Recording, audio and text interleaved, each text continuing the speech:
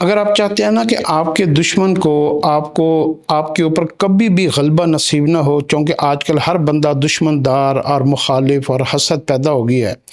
تو ہر انسانوں کو نا اب جانوروں سے اتنا ڈر خوف نہیں ہے جتنا انسانوں کو ڈر اور خوف انسانوں سے ہے۔ تو ایک دعا قرآن پاک میں آئی ہے، ربنا افرغ علینا صبرا وثبت اقدامنا وانصرنا علی القوم الکافرین۔ قرآن کی اور حدیث کی دعا پڑھنے میں نے اگر آپ نے تلفظ کی غلطی کر دی نا تو مطلب میننگ ترجمہ ہر چیز تبدیل ہو جائے گی، تو اس لیے میں دعا کو 2 سے 3 مرتبہ ریپیٹ کروں گا اور آپ میرے ساتھ پھر دل میں پڑھا کریے گا تاکہ پھر آپ کا تلفظ ٹھیک ہو جائے۔ یہ نہ ہو کہ ہم ساری عمر جو ہے نا یا سمد کہتے رہیں اور پڑھتے رہیں یا سنم، تو مطلب ہی الٹا ہو جائے۔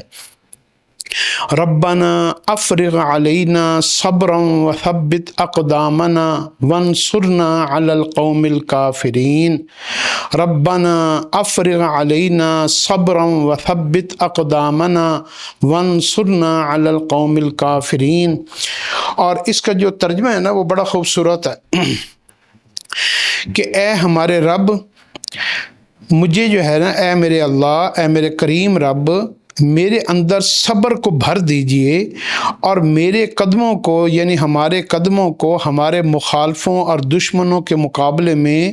ثابت قدم فرما دیجئے کہ میں کسی بھی وجہ سے اپنی ہمت نہ ہار جاؤں،